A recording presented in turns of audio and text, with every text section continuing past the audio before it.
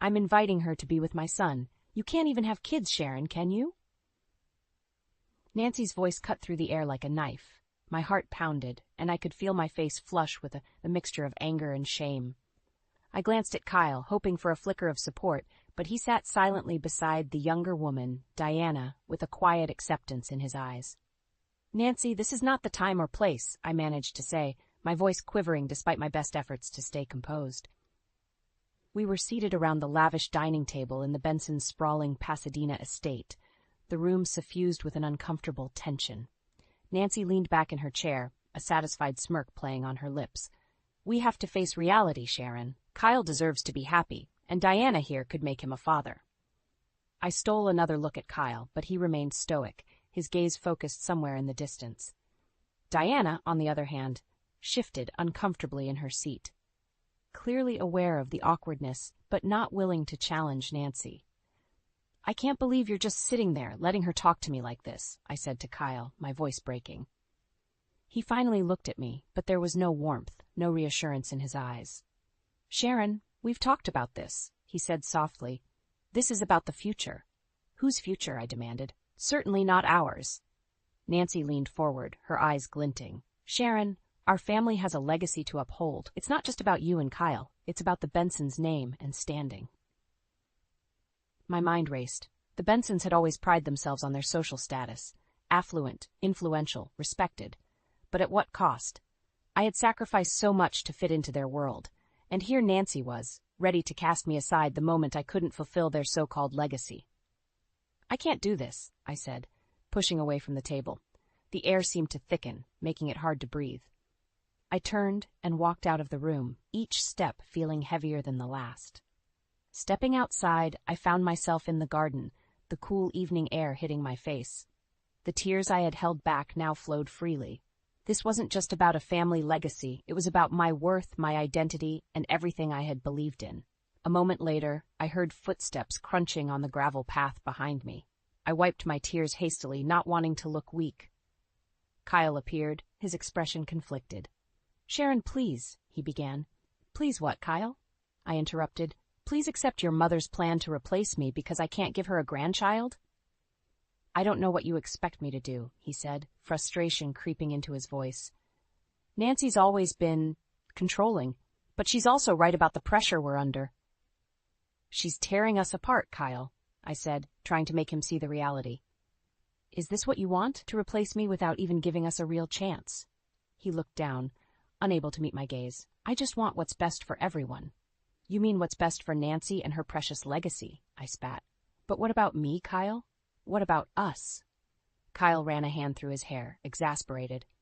"I don't know, Sharon. I'm just trying to navigate this the best I can." A bitter laugh escaped my lips. "Navigate? You've been silent while your mother and Diana plot to replace me. That's not navigating, that's surrendering." He reached out, his hand brushing my arm, but I pulled away. "I can't do this alone, Kyle. If you won't stand up for us, for me, then what's the point?" He sighed heavily but said nothing more. The silence between us spoke volumes. As I walked back into the house to gather my things, a painful clarity washed over me. This was a battle I had to fight on my own, whether Kyle stood by my side or not. And if I had learned anything from Nancy's ruthless games, it was that sometimes you had to build your own strength and reclaim your story, one painful step at a time. The next morning, the tension from last night still hung in the air like a storm cloud. I sat at the breakfast table, trying to gather my thoughts. Nancy walked in, her presence filling the room with an air of superiority. "Sharon," she began, her voice sweet but with an edge. "I've been thinking. We need to consider the future.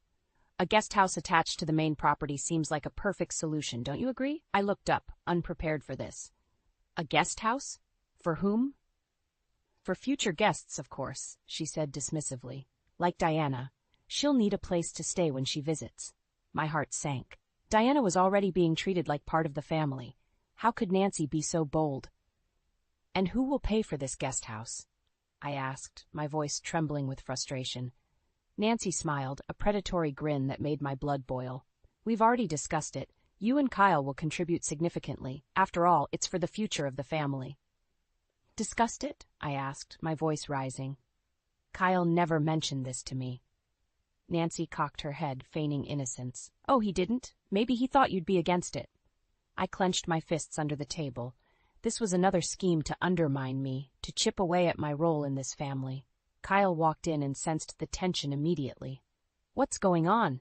He asked, looking between Nancy and me. Your mother seems to think we should build a guest house, I said, my voice barely controlled. Oh, right, Kyle said, avoiding my eyes. I thought I told you. No, Kyle, you didn't. Frustration and hurt welled up inside me.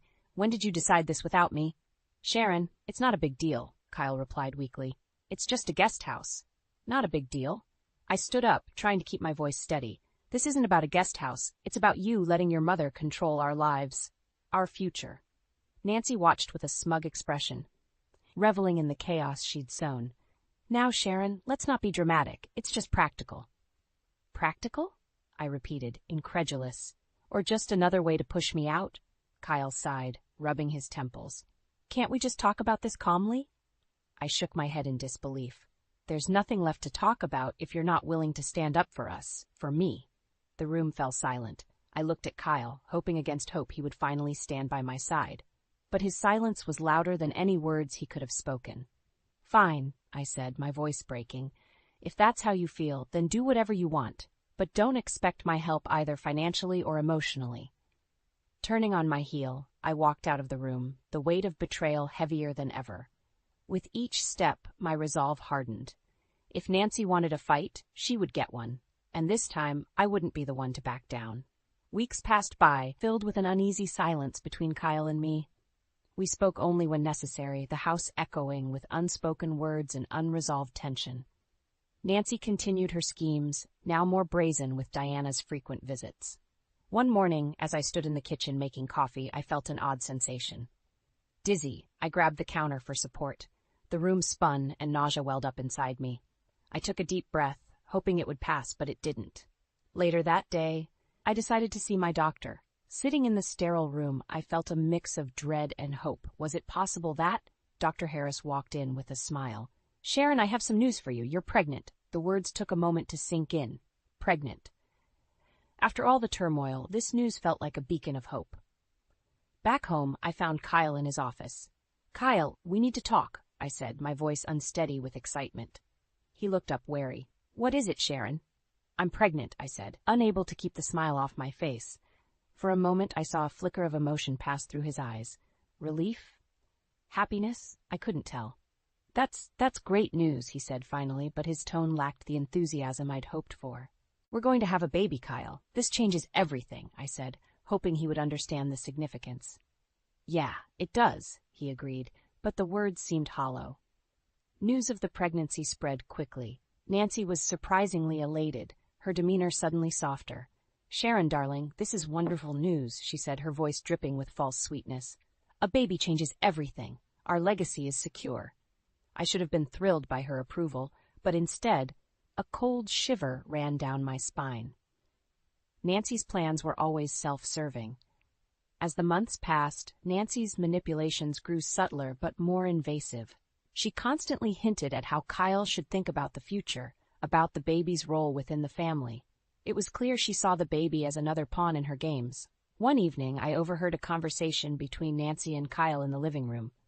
Kyle, you must ensure Sharon is on board with our plans for the baby. We need to think about the Bensons' future, she said. Kyle sighed. Mom, Sharon's been through enough. Can't we just be happy and support her? Nancy's voice hardened. Support her? This isn't just about her. The baby is our future. Sharon needs to fall in line with that. That was the last straw. I stepped into the room, my anger boiling over. Nancy, this baby is our child, not a bargaining chip for your legacy. Nancy's eyes narrowed, but she maintained her composure. I am thinking of the family, Sharon. Don't forget, you're part of this family too. I haven't forgotten, I replied coldly. But this is my baby, our baby, and I won't let you manipulate Kyle or me anymore. Kyle looked between us, clearly conflicted. Sharon, let's just try to work this out calmly. Calmly? I repeated, unable to contain my frustration. How can I be calm when your mother is trying to control every aspect of our lives? Nancy's facade dropped, her true nature revealing itself. Perhaps if you were more cooperative, things would be easier for everyone. I think it's time you leave, I said, my voice firm. You've meddled enough in our lives. This is our family, and we'll make our own decisions. Nancy's expression hardened, but she said nothing as she turned and left. Kyle looked at me, torn. Sharon, I don't know what to do. Support me, I said, tears welling up. Support our baby. Stand by us, Kyle. He nodded slowly, and for the first time in months, I saw a glimmer of the man I once loved. But only time would tell if that glimmer could lead us through the shadows Nancy had cast over our lives. The days that followed were filled with cautious optimism. Nancy kept her distance, and Kyle made an effort to be more supportive. But the fragile peace didn't last long. One evening, as I was setting the table for dinner, a sharp pain shot through my abdomen. I gasped, clutching the edge of the table for support. Kyle rushed to my side. Sharon, what's wrong?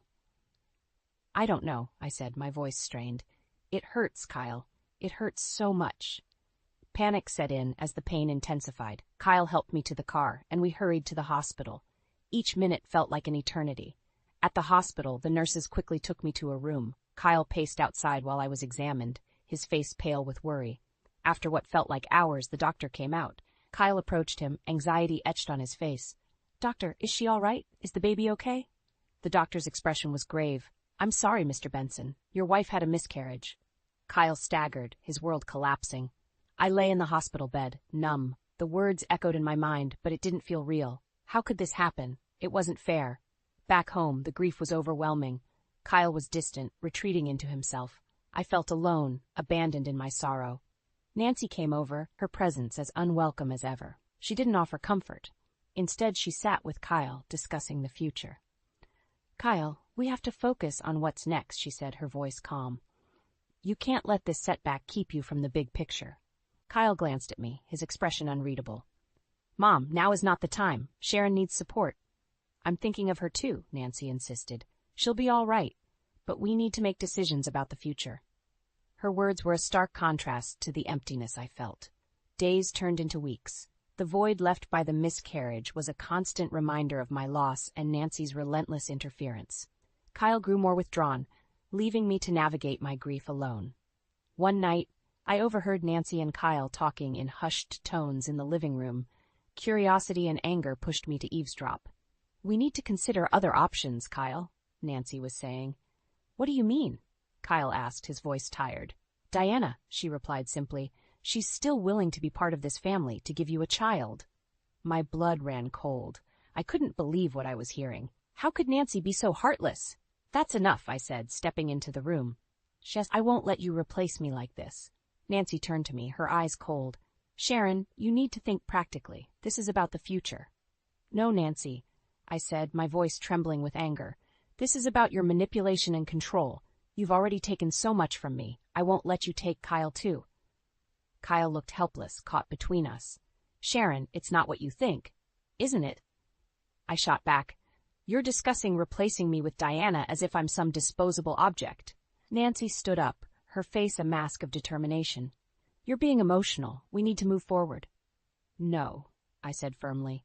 If you continue down this path, you'll lose everything. This family isn't your puppet to control. Kyle finally spoke, his voice quiet but resolute. Mom, Sharon's right. We need to focus on healing, not on Diana or the guest house or any of your plans. Nancy's eyes flashed with anger, but she held her tongue. She turned and left without another word. Kyle walked over to me, putting his arms around me. I'm sorry, Sharon. I should have stood up to her sooner. Tears welled up in my eyes, but I nodded. We need to be a team, Kyle. We need to fight for us. He held me tighter, a glimmer of hope sparking in the darkness. I promise, Sharon, we'll get through this together. Despite my pain, a new resolve formed. This wasn't over. Not by a long shot. Nancy's manipulations had pushed us to the brink, but we would stand firm. The fight for our future had only just begun. Days turned into weeks, and the tension in the house became a constant presence. Kyle and I tried to rebuild our lives, but Nancy's presence was an ever-looming shadow. One evening, as I walked past the study, I heard voices. Curious, I paused. Mom, this isn't the right time, Kyle was saying. Time is exactly what we don't have, Nancy replied sharply. Sharon isn't going to have another child, Kyle. We need to think about the future. My heart sank. She was relentless. We need to give her some space, Mom, Kyle replied, but his voice lacked conviction. No, we need to act now. Diana is ready to step in. She's been discreet, waiting in the wings, Nancy insisted. I couldn't listen any longer. I pushed open the door, anger boiling over. How dare you, Nancy? How dare you plot behind my back? Nancy turned to me, her face a cold mask. Sharon, you need to accept reality. You can't provide what this family needs. I won't let you replace me, I said, my voice trembling with fury. This is my home, my marriage. Kyle looked stricken, caught between us again. Sharon, please. No, Kyle, I interrupted. Your mother needs to understand that I won't be pushed out of the way. Nancy stepped forward, her eyes glinting with malice. You're being irrational, Sharon. This is about family legacy, something you clearly don't understand. I understand perfectly, I shot back. You're using Diana to manipulate this family for your own ends. She's what's best for this family, Nancy insisted. No, I said, my voice firm. Family is about love and support, not control and manipulation. You've poisoned this household with your schemes. Kyle finally spoke, his voice barely a whisper. Mom, Sharon's right. We need to stop this. Nancy's face twisted with anger. You're making a mistake, Kyle. A mistake that will destroy everything we've built. I'd rather lose everything than keep living like this, Kyle said, his voice gaining strength. Sharon and I will handle our lives without your interference. Nancy glared at him, then at me. You'll regret this, both of you. She stormed out, leaving a heavy silence in her wake. I turned to Kyle, tears in my eyes. Thank you. He nodded, his face a mix of sorrow and resolve. It's time we take control of our lives, Sharon. The next morning, I made a decision. I couldn't continue living under Nancy's shadow. I needed to reclaim my independence and build a future free from her manipulations. Kyle, I think it's time we took a break, I said, my heart heavy but determined. He looked at me, pain in his eyes. Sharon, are you sure? Yes, I replied, my voice unwavering. I need to find myself again, to rebuild my life on my own terms. Kyle nodded slowly. I understand. I'll support you, whatever you need. As I packed my things, I felt a mixture of sadness and relief. Sadness for what could have been, but relief that I was finally taking a stand. When I left the house, I felt a weight lift off my shoulders. I called my best friend Jessica, who immediately offered her support. Sharon, you're doing the right thing. You need to focus on yourself now. That night, as I lay in a small apartment far from the mansion's oppressive walls, I felt a spark of hope. Nancy might have thought she had won, but this was far from over. I vowed to reclaim what was mine, to expose Nancy's deceit, and to rebuild my life on my own terms. The fight was just beginning, and I was ready for the battle ahead. I spent the next few days regrouping at Jessica's place. Over coffee, I laid out everything that had happened. Jessica listened, her expression growing more concerned with each word. Sharon, it's time you took action, she said firmly. Nancy's hold over Kyle and their family is toxic. We need a plan. Jessica introduced me to Brandon Wilson, a sharp-eyed lawyer known for his no-nonsense approach.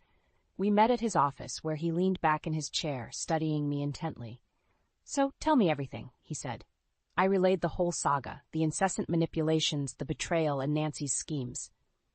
Brandon took notes, his expression serious. Sharon, you have a solid case, he said finally. But to make this work, we need evidence of Nancy's manipulations, especially if they've impacted the family's finances. I nodded, determined. Tell me what to do. Over the next few weeks, we gathered evidence.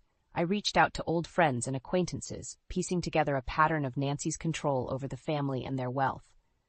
Jessica helped me navigate through the emotional toll, her unwavering support a lifeline. The breaking point came one afternoon when I discovered documents revealing Nancy had funneled family funds into personal accounts under Diana's name. Armed with this crucial evidence, we prepared for the legal battle ahead. The day of the confrontation arrived. Brandon and I walked into the Bensons' estate, documents in hand. Nancy, Kyle, and Diana were already there, their expressions a mix of curiosity and irritation. Nancy sneered as we entered. What is this all about, Sharon? Brandon stepped forward, his gaze unwavering. We're here to discuss the misappropriation of family funds and the manipulations perpetrated by you, Nancy. The room fell silent. Nancy's face twisted in anger. This is absurd, she spat. How dare you accuse me? We have proof, Brandon said, laying out the documents on the table. records of financial transactions, testimonies from people who've witnessed your manipulations. You've been siphoning funds and using Diana to secure your hold over the family. Kyle's face paled as he scanned the documents. Mom, what is this? Nancy glared at me. This is a setup. She's trying to destroy us. No, Nancy, I said, my voice clear and steady. I'm trying to reclaim what's rightfully mine and expose your deceit. You've manipulated this family for too long. Kyle stumbled back, his world unraveling. I can't believe this. Mom, how could you? Nancy's facade finally cracked. I did it for you, for the family. At what cost? Kyle shouted, anger and betrayal flashing in his eyes. You've destroyed everything. Diana quietly slipped out, not wanting to be part of the downfall. Brandon gathered the documents, his expression satisfied. This will hold up in court. Nancy slumped into a chair, deflated. This wasn't supposed to happen. Kyle turned to me, his eyes filled with regret. Sharon, I'm so sorry. I should have seen through her lies. I nodded, feeling a mix of relief and sorrow. We have a long road ahead, Kyle, but we can rebuild. The legal battle that followed was intense. However, with Brandon's expertise and the irrefutable evidence, Nancy's hold over the family crumbled. The truth about her manipulations and misdeeds came to light, and she faced the consequences. Kyle and I began to see glimmers of a future free from Nancy's influence. It wasn't easy, and the pain from past wounds lingered, but for the first time in a long while, there was hope. As I walked out of the courthouse one final time, the sun shining brighter than it had in months, I felt a renewed sense of strength. The battle wasn't just about revenge. It was about reclaiming my dignity, my life, and the future I deserved. And for the first time, that future looked promising. The courtroom was buzzing with whispers as the judge called the session to order. Every bench was filled, curious eyes trained on our little drama.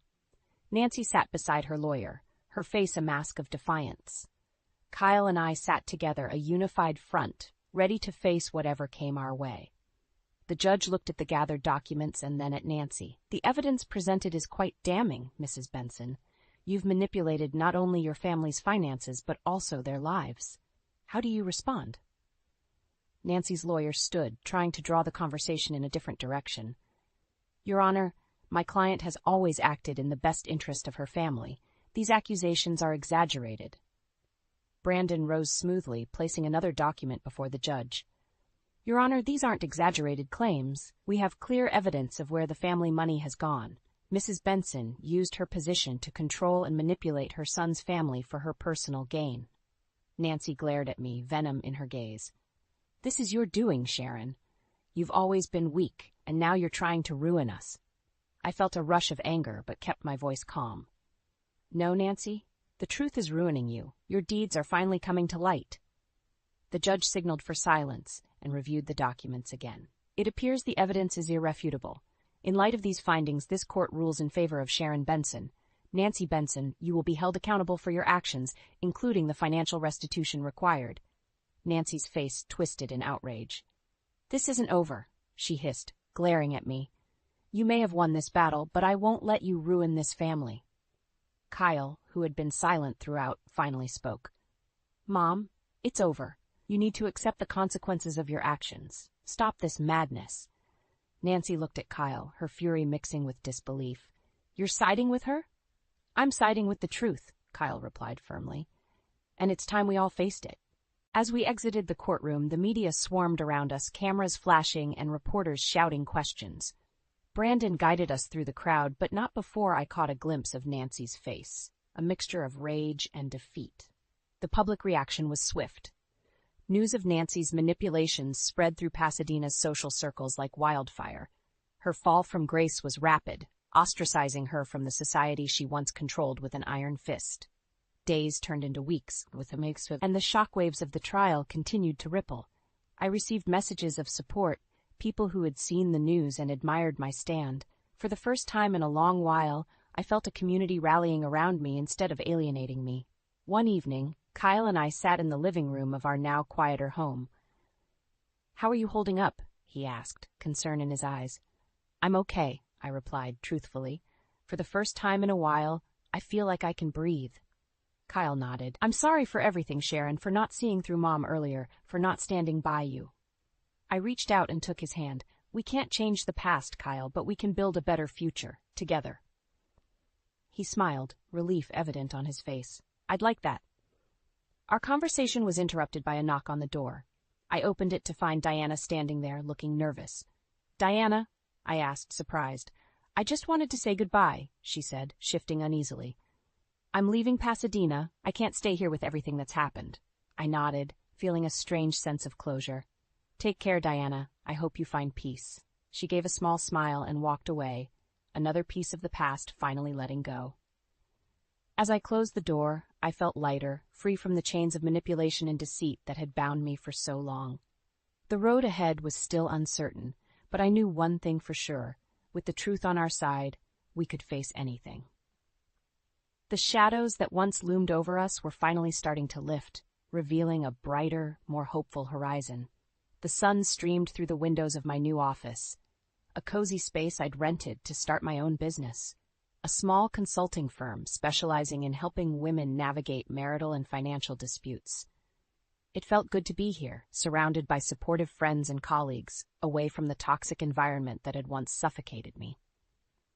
Jessica walked in, a box of files in her hands. Sharon, you have a visitor, she said, her tone curious. Who is it? I asked, looking up from my desk. It's Nancy, Jessica replied, her eyes filled with concern. I felt a pang of anxiety but steadied myself. Let her in. Nancy entered, her once commanding presence diminished. She looked smaller, almost fragile. Sharon, I came to talk, she said, her voice lacking its usual venom. Go ahead, I replied, keeping my tone neutral. I came to apologize, she began, her eyes avoiding mine. I never saw the damage I was causing. I thought I was protecting the family. I studied her, looking for sincerity. Nancy, you caused a lot of pain, not just to me, but to Kyle and our unborn child. Apologies are a start, but they won't erase the past. She nodded, tears brimming in her eyes. I know. I've lost so much, my reputation, my family's trust. I just want to make amends. I took a deep breath. Nancy, making amends means accepting responsibility and letting go of control. Can you do that?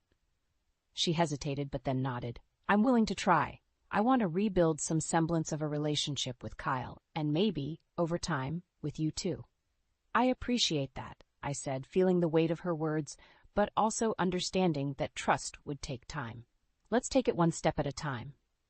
Nancy offered a weak smile. Thank you, Sharon. I'll let you get back to your work. After she left, Jessica came back in. That was unexpected, she remarked. Very, I agreed, but it felt like closure. The days turned into weeks, and slowly, life began to return to a new normal. Kyle and I worked hard to rebuild our relationship, focusing on open communication and mutual respect. Nancy kept her distance but made genuine efforts to change, attending therapy and slowly rebuilding trust with Kyle. One sunny afternoon, I received a call from Rebecca, Kyle's and my mutual friend. Sharon, I just wanted to say how proud I am of you, she said. You've become such a strong, independent woman. Everyone in Pasadena is talking about you, in a good way. Thank you, Rebecca, I replied, feeling a warmth spread through me. It means a lot. Kyle and I decided to host a small gathering to celebrate newfound peace and growth. Friends and family filled our home, laughter and conversation flowing easily. It felt surreal, but wonderful. At one point, I found myself standing alone, looking out into the garden. Kyle joined me, wrapping an arm around my shoulders. We've come a long way, haven't we? We have, I agreed, leaning into him. I'm proud of us. Jessica raised her glass for a toast. To Sharon and Kyle, for showing us that with truth, resilience, and love, we can overcome anything. The room erupted in cheers, and for the first time in a long while, I felt completely at peace. The shadows of the past had lifted, replaced by the light of a hopeful future. As the evening wound down, Kyle and I stood side by side, watching our friends and family. Here's to new beginnings, I said softly. To new beginnings, Kyle echoed, squeezing my hand. The journey had been long and painful, but standing there among the people who truly cared for us, I knew we were finally free. We had risen above the manipulations and betrayals, and now the future was ours to shape, and it was looking bright. I stared at my phone in disbelief, the words on the screen blurring as my vision clouded with tears. It was a simple text message, but one that shattered the foundation of my life with 3 brutal words. I want a divorce. Trent's message continued, each sentence like a dagger to my heart. I've been having an affair with Lila, and I'm leaving you to be with her. It's over between us. My hands trembled as I clutched the phone, a maelstrom of emotions raging within me. Anger, betrayal, and devastation fought for dominance, leaving me breathless and nauseous. Trent's timing couldn't have been worse. He sent this bombshell while I was at the grocery store, surrounded by the mundane sights and sounds of everyday life. In that instant, my world crumbled around me, and I found myself lost in a surreal nightmare. As I stepped outside, the crisp evening air did little to calm the storm brewing inside me. My phone buzzed again, and I flinched, bracing myself for another blow. "I've already spoken to a lawyer," Trent's message read. "I want full custody of the kids, and I'm going to fight for the house." Fury ignited within me, burning away the initial shock and pain. How dare he think he could just discard me and our family like yesterday's trash? After everything we'd been through together, all the sacrifices I'd made for him and our children, this was how he repaid me? "You lying, cheating bastard!"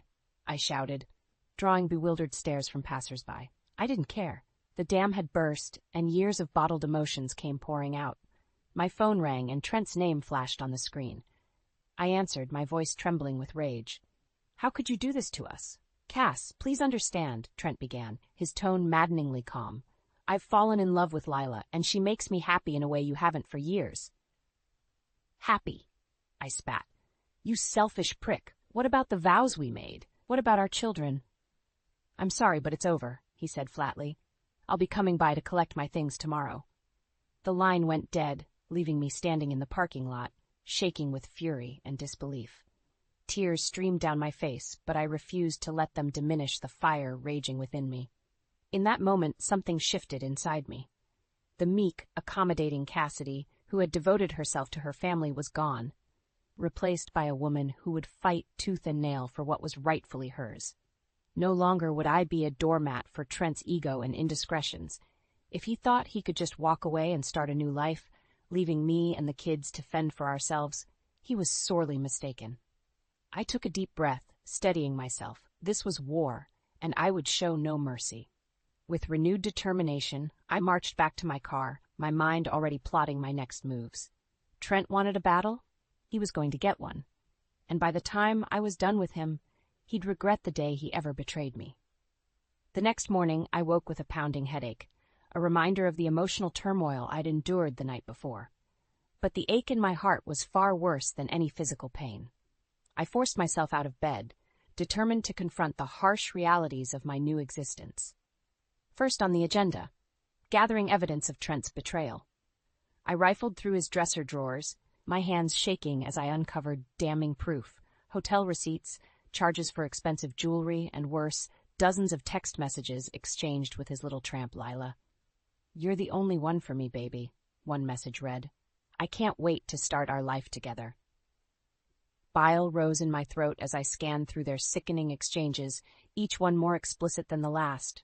How could the man I'd loved and trusted for over 15 years be capable of such depravity? The sound of the front door opening snapped me out of my daze. I shoved the evidence back into the drawer and hurried downstairs, steeling myself for the confrontation. Trent stood in the foyer, a duffel bag slung over his shoulder. His gaze was cold, devoid of the warmth and affection I'd once cherished. "What the hell are you doing here?" I demanded, my voice trembling with barely contained rage. "I told you I'm here to collect my things," he said coolly. "Now, if you'll excuse me—" "Like hell I will," I stepped in front of him, blocking his path. "You think you can just waltz in and out of our lives like nothing happened?" Trent's eyes narrowed. "Don't make this harder than it needs to be, Cass. We're done, and it's time for both of us to move on." "Move on?" I let out a bitter laugh. "You've got some nerve, you cheating piece of—" "Watch your mouth," he snapped. "And don't act so high and mighty. You know things haven't been right between us for years." His words stung, but I refused to let him see how deeply they cut. "That's no excuse for what you've done," I hissed. "You betrayed me, betrayed our family, all for some young floozy." Trent's face flushed with anger. "Don't you dare talk about Lila that way. She's 10 times the woman you'll ever be."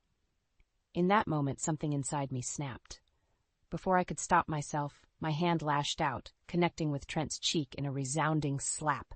He recoiled, clutching his face in shock. "You crazy bitch! Get out!" I screamed, shoving him toward the door. "Get out of my house and don't ever come back." Trent glared at me, his eyes burning with hatred. Without another word, he turned and stormed out, slamming the door behind him.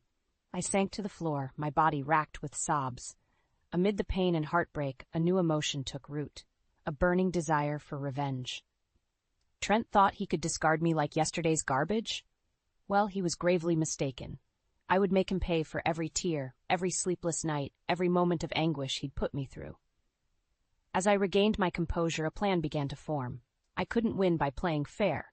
Not against a man as ruthless and self-serving as Trent. No, I would have to fight fire with fire, and I knew just the person who could help me do it. Reaching for my phone, I dialed the number of my best friend, Jenna. If anyone could help me bring Trent to his knees, it was her. "Jenna," I said, my voice thick with determination.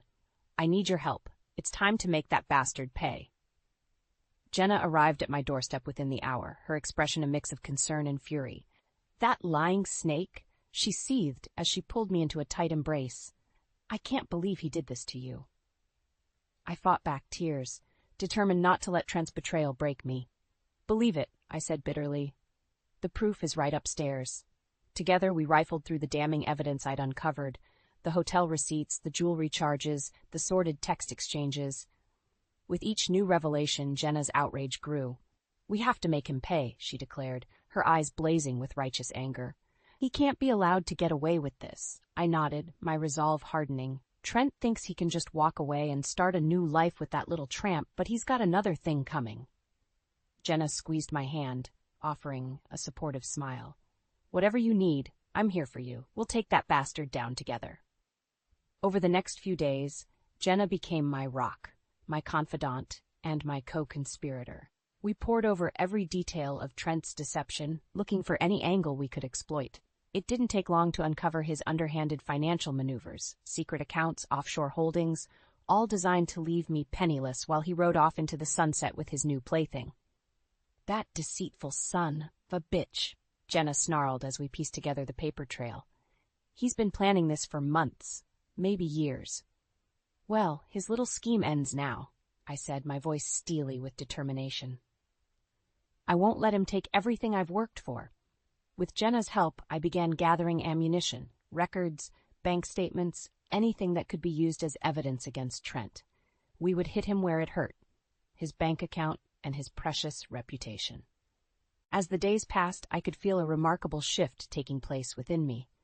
The meek, downtrodden woman I'd been was fading away, replaced by a fierce, unstoppable force driven by a thirst for justice. Gone were the self-doubts and insecurities that had plagued me for so long.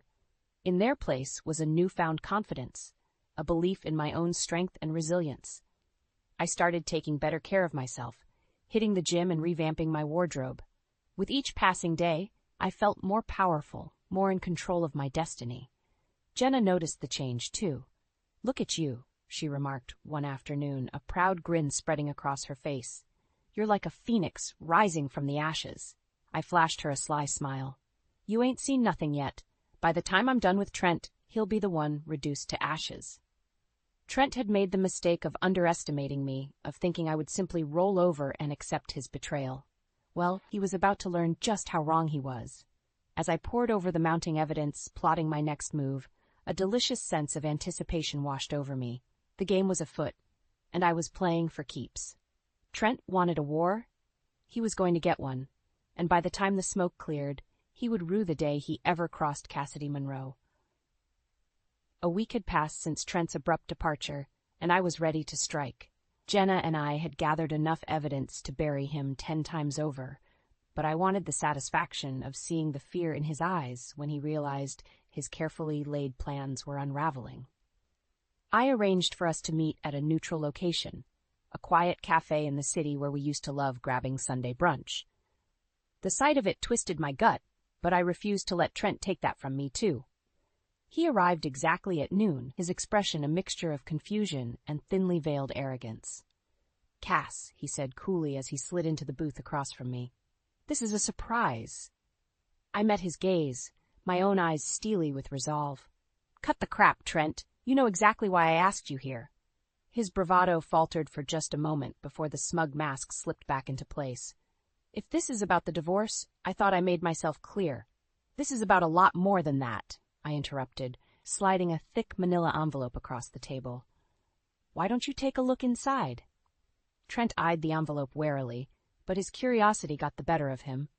With a dismissive shrug, he tore it open and began rifling through the contents, bank statements, investment records, all documenting the illicit financial web he'd spun.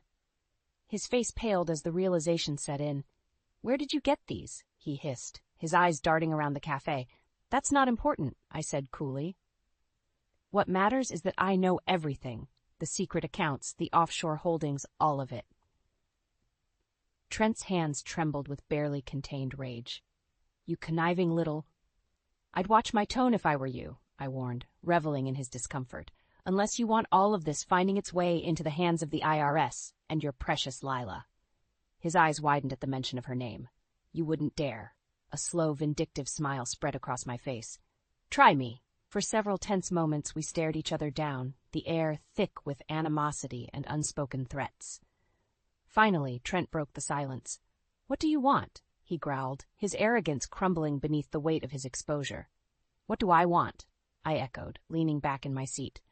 I want you to suffer. I want you to experience the same fear, the same humiliation, the same utter despair that you've put me through. His eyes narrowed. You're delusional if you think. I'm not finished, I snapped, cutting him off. I want full custody of the kids, and I want the house. Every last dime you've stashed away is going into a trust for them, one you'll never be able to touch. Trent's face contorted with rage. You can't do this to me. I can and I will, I said, rising from my seat. Consider this your one and only warning, Trent. Play ball, or I'll make sure you lose everything. Your money, your career, your precious Lila. The choice is yours. With that, I turned on my heel and strode out of the cafe, leaving Trent to stew in the ruins of his shattered plans.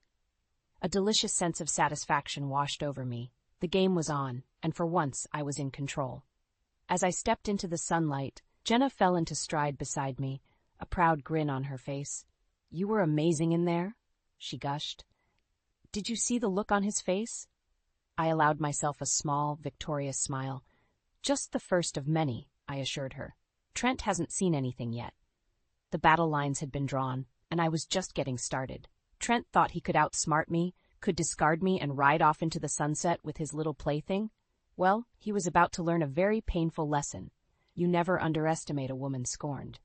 In the days following my confrontation with Trent, a strange sense of calm settled over me. For the first time in weeks, I felt in control of my life. No longer a helpless victim, but a woman taking back her power. Trent had gone into hiding, no doubt licking his wounds and plotting his next move. But I wasn't worried. The ball was in my court now, and I had no intention of playing by his rules. It was during this period of quiet that an unexpected ally emerged. Lila herself.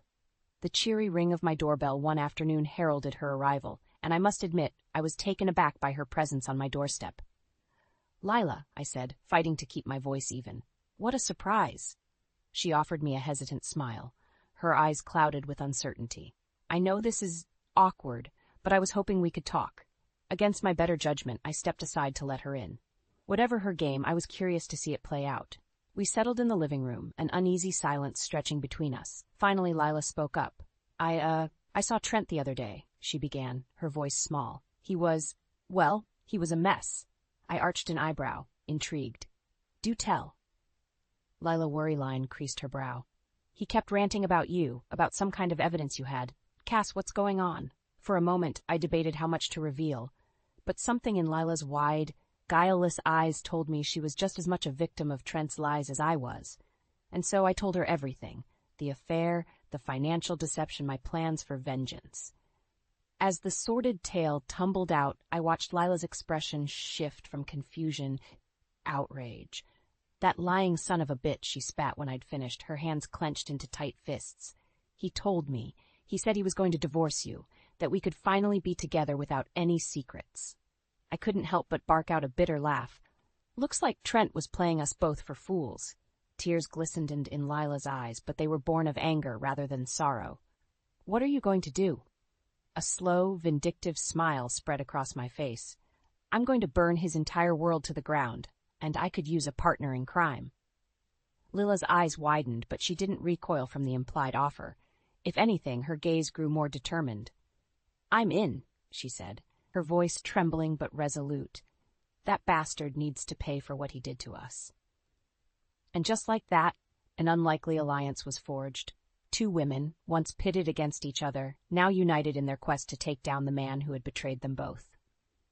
Over the next few days, Lila and I pored over every shred of evidence, every damning document, crafting a meticulous plan to completely dismantle Trent's life. We would strike at his finances, his reputation, his very way of life. No stone would be left unturned. Revenge took on an entirely new meaning as Lila and I worked in tandem. What I lacked in knowledge of Trent's personal life, she more than made up for, and what she couldn't provide in terms of resources, I gladly supplied. With each passing day, our bond grew stronger, fortified by our shared trauma and an unshakable thirst for justice. We were an unstoppable force, and Trent would soon feel the full brunt of our wrath. As we put the finishing touches on our scheme, Lila turned to me, her eyes blazing with determination. You ready to make that bastard pay? She asked, her voice laced with anticipation. I flashed her a wolfish grin. More than ready. Let's light this candle. Trent's downfall was all but assured. He thought he could play us, could shatter our lives without consequence. Well, he was about to learn just how wrong he was. The game was afoot, and we were playing for keeps. The day of reckoning arrived sooner than I expected. Lila and I had meticulously plotted every move, gathered every shred of evidence, and laid the trap with exquisite precision. All that was left was to spring it, and watch as Trent's world came crashing down around him.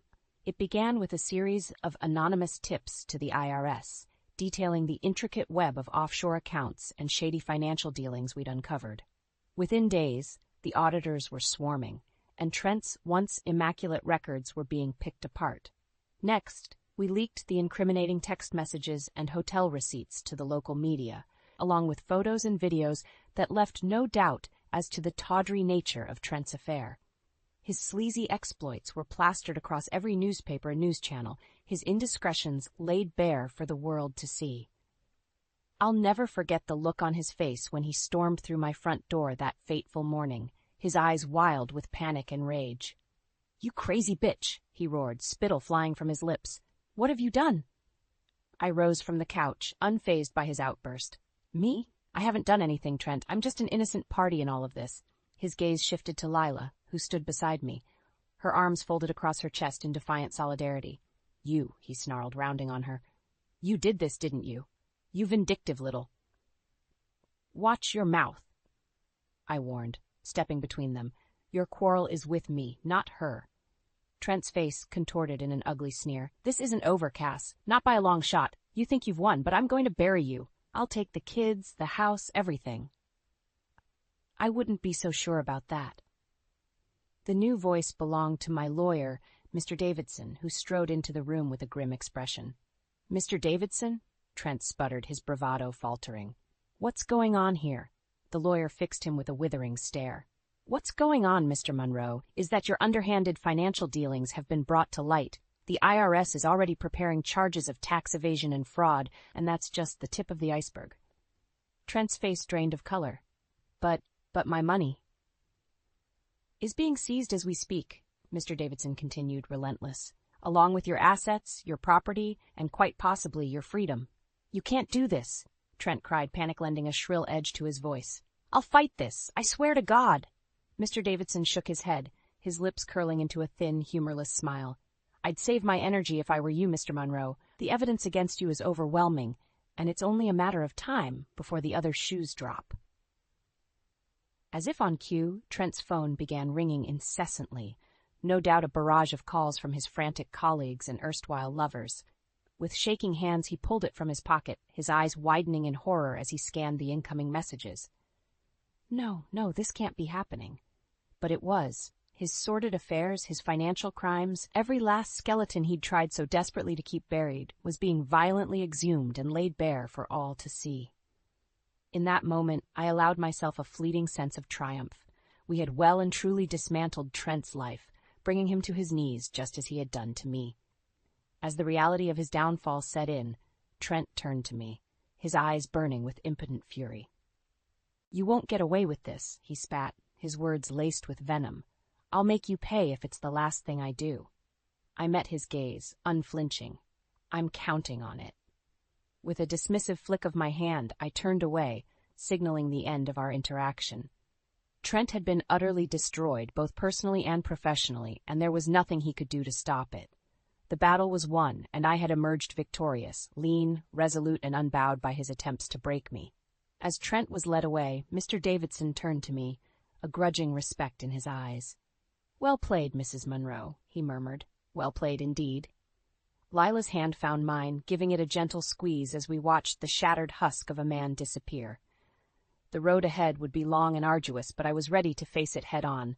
Trent's betrayal had nearly broken me, but in the end it had gifted me with something far more precious, the strength to fight for myself and my future. As I looked toward the dawn of new beginnings, one thought echoed through my mind: let the karma begin. The weeks following Trent's downfall were a whirlwind of activity. Lawyers, accountants, and investigators swarmed around me, dismantling the tangled web of deceit he'd so carefully constructed. With each passing day, new revelations of his misdeeds came to light, and the full extent of his betrayal became glaringly apparent. Through it all, I remained stoic and resolute, my thirst for vengeance tempered by a growing sense of relief. The nightmare was finally over, and I could begin to rebuild my life on my own terms. Lila proved to be an invaluable ally during this turbulent time. We grew closer than I ever could have imagined, bound by our shared trauma and the knowledge that we had taken down a true monster together. "You're one tough cookie, Cass," she remarked one evening as we shared a glass of celebratory wine. "I don't know how you managed to keep it together through all of this." I allowed myself a rueful smile. Believe me, there were times when I wanted to curl up and just disappear, but then I'd remember what that bastard put us through, and it would harden my resolve all over again. Lila nodded, her expression somber. "He'll get what's coming to him. The courts, the law, they'll make sure of that." "I hope so," I murmured, swirling the rich liquid in my glass. "But part of me wants more than just a court ruling or a prison sentence." Lila arched an eyebrow, intrigued. "What did you have in mind?" A slow, predatory smile spread across my face. A little taste of his own medicine. The opportunity to exact my ultimate revenge came sooner than expected. One crisp autumn evening, a familiar figure appeared on my doorstep, a haggard, broken shell of the man who had once sworn to love and cherish me. "Cass," Trent rasped, his eyes sunken and haunted. "We need to talk." I eyed him warily, taking in his disheveled appearance and the stench of cheap whiskey that clung to him. "Talk," I echoed, unable to keep the disdain from my voice. "About what exactly?" "Your complete and utter disgrace." He flinched as if I'd struck him, but soldiered on. "Please, Cass, I'm begging you.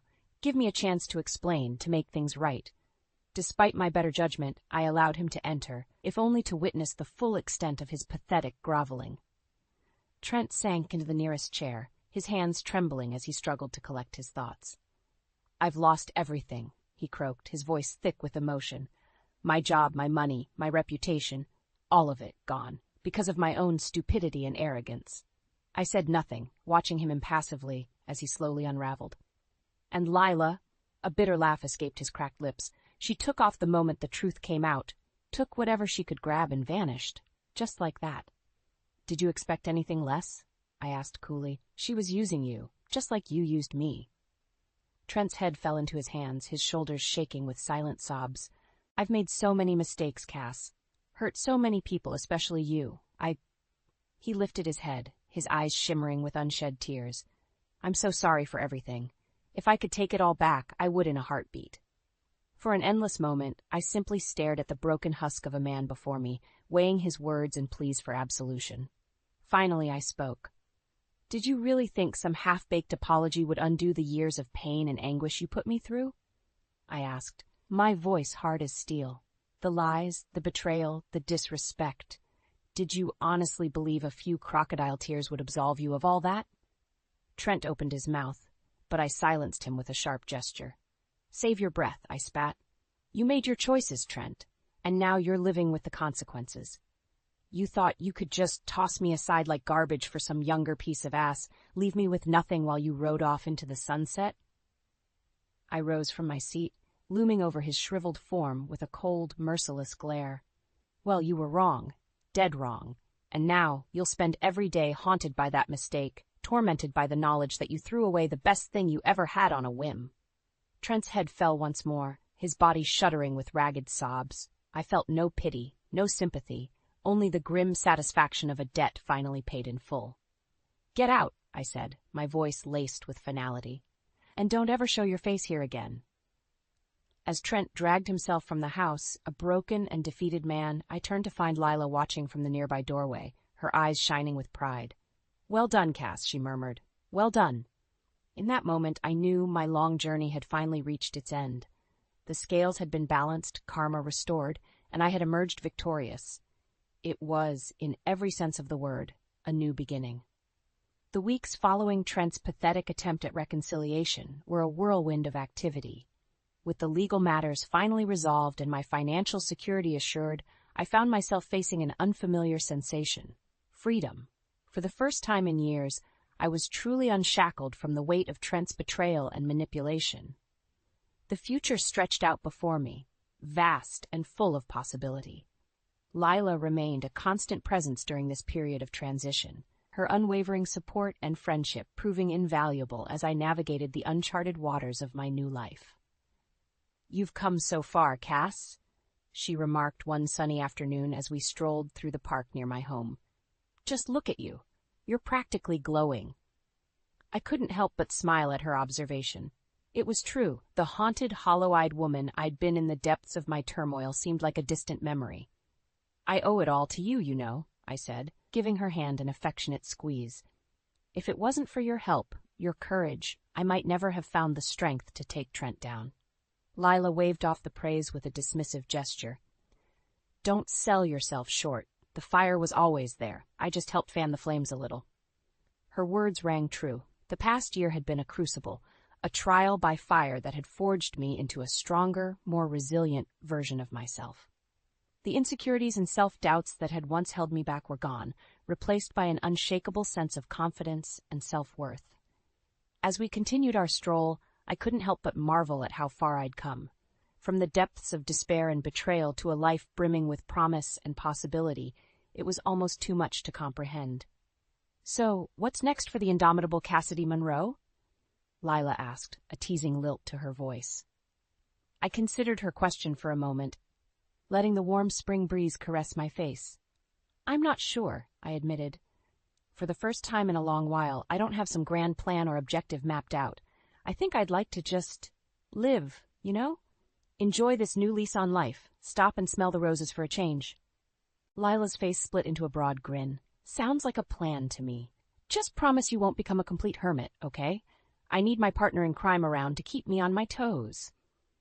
I laughed, the sound rich and uninhibited. "Deal." As the weeks melted into months, I relished the simple joys that had once eluded me. Lazy Sunday mornings, impromptu girls' nights out with Leela and Jenna, quality time with my children.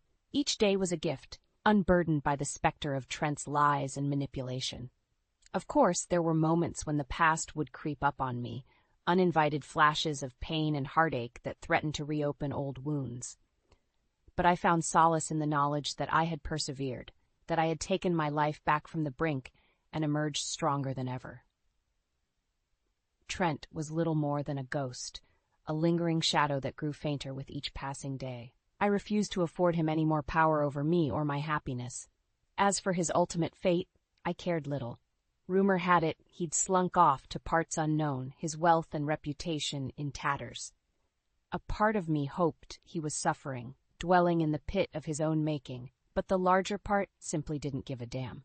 He was a specter of the past, and I was too busy embracing my future to dwell on him any longer. With Lila by my side, I embarked on a new chapter, one filled with new adventures, new joys, and a newfound sense of liberation. The road ahead was unknown, but for the first time in ages, I greeted the uncertainty with open arms and a radiant smile. Wherever life took me, I knew one thing for certain. The specters of the past held no power over me. I was the master of my destiny, the author of my own story. And this time, I was writing one hell of an ending.